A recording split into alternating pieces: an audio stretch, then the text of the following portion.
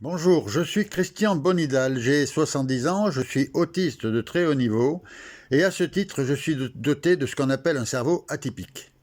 Un cerveau atypique est un cerveau qui permet d'identifier des relations de cause à effet que les gens dits normaux ne sont généralement pas en capacité d'appréhender.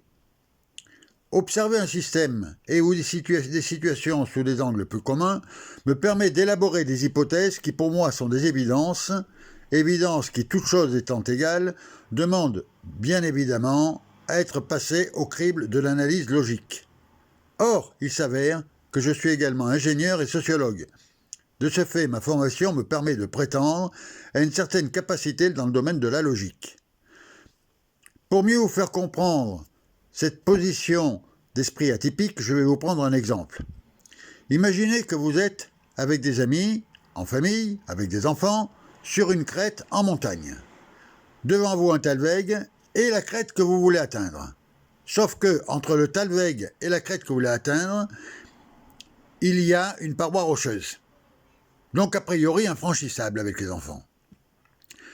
Pendant qu'ils sont en train d'observer cette difficulté, vous vous déplacez de 250 mètres sur la droite, et à partir de là, vous voyez derrière un rocher apparaître un petit sentier. S'il y a un petit sentier, en toute logique, le sentier va jusqu'au sommet. Donc il n'y a plus de problème pour monter, gravir la crête, aller jusqu'à la crête en face, en famille.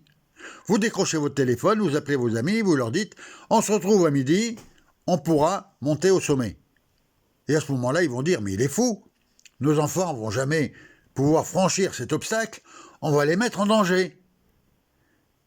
Si je prends cet exemple, c'est pour vous expliquer que lorsque on voit tout un ensemble de points de vue, si on ne sait pas sur quel point de vue est son interlocuteur, on a une incapacité à communiquer. Et c'est mon cas. Toujours est-il que doté de ces particularités, je me suis attaché à trouver une réponse globale au problème du vieillissement. J'ai regardé au-delà des apparences et j'ai identifié, au-delà des causes strictement médicales, des causes psychomentales qui n'ont jamais été prises en considération et que je vais pouvoir vous exposer. Ce sera l'objet de la vidéo numéro 2. À tout de suite.